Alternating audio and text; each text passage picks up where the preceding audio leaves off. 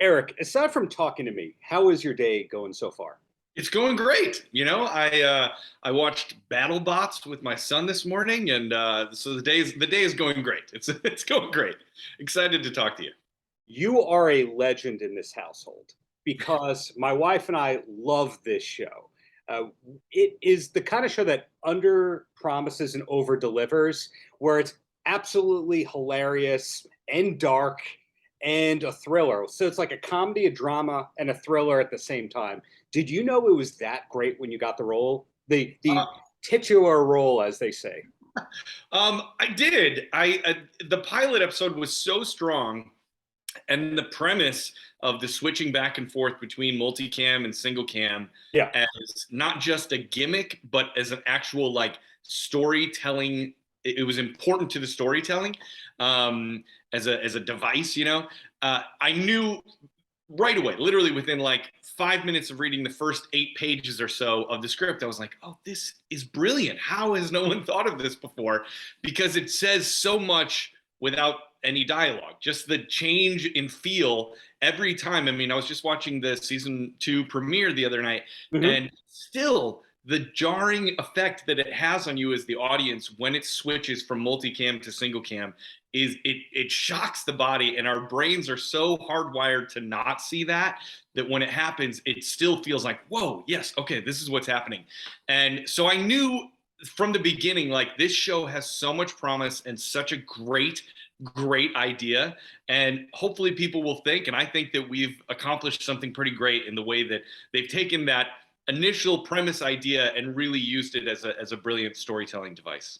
Now, I'm not going to spoil for anyone who's not finished the series like me. I'm not going to spoil as to whether or not you get into the single cam shots, but we do largely see you in the multicam sitcom world. And credit goes to you to know how to like pause for the big fake laughs like that. Yeah. Is that challenging for you? Like I think it is.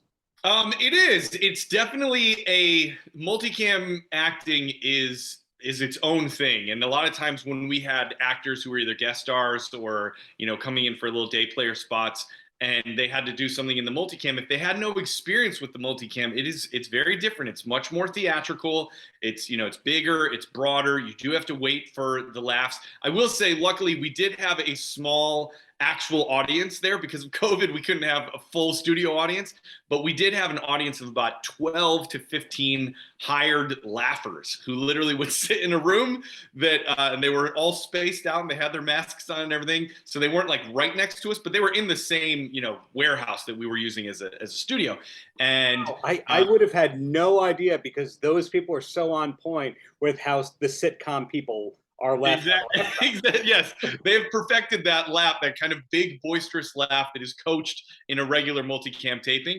But yeah, it's a different rhythm of things. You have to really like lean into the punchline so the audience knows where to laugh. Yeah. Then you have to hold organically and then come back in as the laugh is cascading down. So I will say having a background in theater really helps in this Yeah. way because I work a lot of times with a live audience, so I'm used to the sort of pause that you have to give for a live audience. But it's a very different skill than, let's say, regular single camera acting.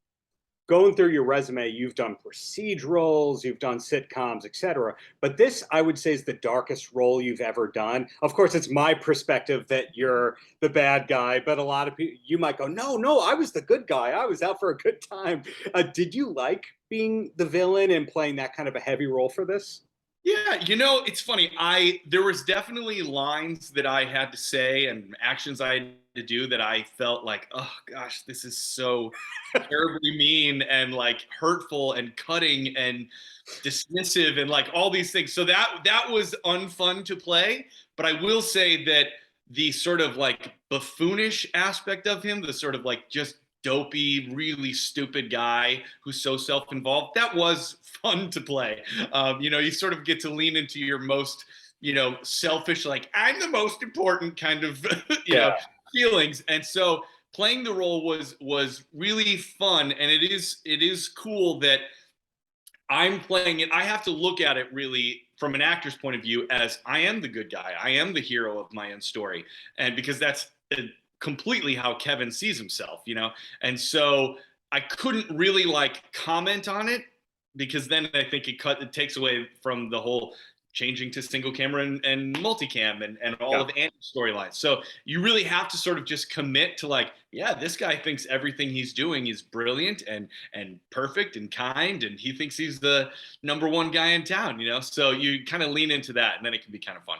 As somebody who's interviewed a lot of professional wrestlers, I find the bad guys or the heels in real life are the nicest, warmest people the second that they know that the red light is off. So what you're saying, the heel thinks that they are the hero of the story and they're misunderstood and they're justifying it. You stated that really, really well. That's not a question, that's a compliment. But Chicago guy, but you had to do the Boston accent for this. Was that a tough part for you?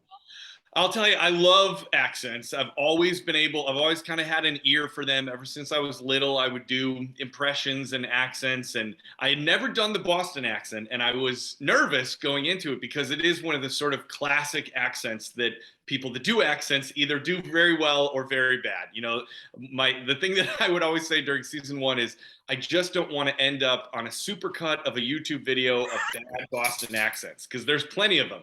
And I will say that I've been complimented by a lot of local native Bostonians who've said, you really nailed it. Like you hit, and I'll tell you this, it's less what I figured out, and it helped living in Boston while we shot the show. It's less about the actual like dropping your eyes and the, you know, linguistic aspects of it. It's more of an attitude. You know, I found that the more you could kind of squint your eyes and sort of be like, I think I smell something a little bad, but I'm still going to try to get to my point.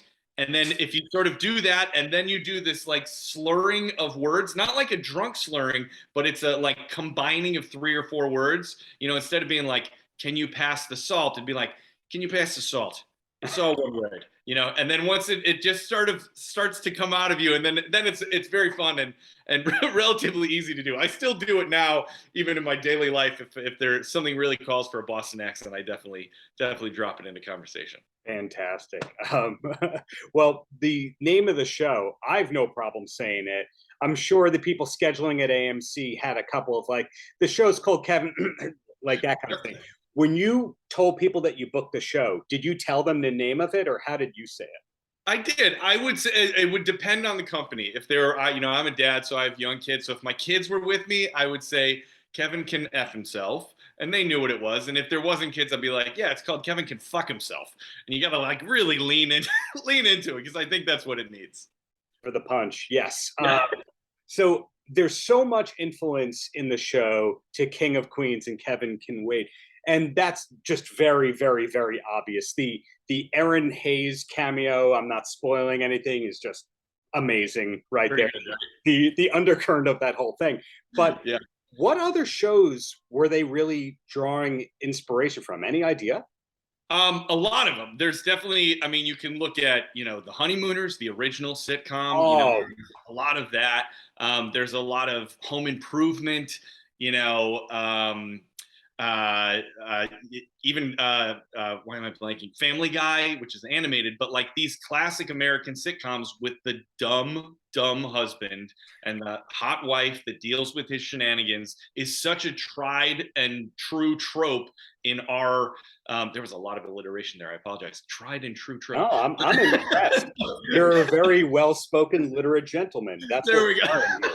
But you know, we've seen these guys for years. You know, Archie Bunker from, you know, All in the Family. All these guys are mainstays in American culture and have not been examined with this kind of lens and like, what were their wives really feeling and how were they feeling about the way that these guys either bossed them around or were super lazy and dumb, were always breaking their stuff or always getting them in trouble. And so I think that there was a wealth of material to kind of pull from. But yeah, those are probably the big ones.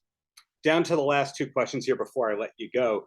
The Boston references that the show does are basically the stereotypical Tom Brady shipping off to Boston by the Dropkick Murphys. That's the kind of stuff it does. But did you know a lot about local Massachusetts culture before getting this role? Not beforehand. I definitely learned a lot living there while I was shooting the show. You know, we do have a few very specific Worcester references. There's a reference in, I think it might even be in the season 2 premiere, where Annie says something to Alex's character of Neil about like, you fell off Turtle Boy, which is a statue that's in downtown Worcester. Yeah. And you know, that's something that the regular audience around the country may not recognize, but people that are from Worcester will definitely be like, Turtle Boy, yes, you know. There's a lot of awesome things from Boston that we don't associate. Like, we don't think of Aerosmith, the Cars, the Pixies as Boston artists because maybe they lost the accent and the stereotypical stuff. But the fact is, I mean, Worcester and Boston really gave the world so much. So absolutely. The last thing I got for you. Your last name's spelled differently, but have you ever met Tom Petersen from Cheap Trick? I have not, but my dad's name is Tom Petersen. So I was going to say, whoa, yeah, I have met Tom Petersen, but no, not the Tom Petersen of Cheap Trick. It is, you know, it's funny. My last name gets misspelled at least once a day in my life. It's Petersen, S-E-N, not Peterson, S-O-N. And the way to think of it is just, if you ever see somebody that has, you know, Anderson, Hansen, anything like that, that ends in an S-E-N, it means they are Danish or Swedish. Yes. And if it's S-O-N, it's Norwegian or sometimes Finnish. So it happens all the time. I'm used to it, but no, I've never met that Tom Petersen. Well, that Tom Petersen has the double S-O-N. So oh, yeah, that's true. His last name must be spelled brutally 5 times a day. So I'm sure, yeah. Count your blessings. Well, seriously, looking forward to whatever's coming next from you, Eric. And just thank you for making such a great show happen. Oh, thank you so much, Darren. I really appreciate it. It was great talking to you, and I hope that you enjoy the rest of the season. Paltrocast.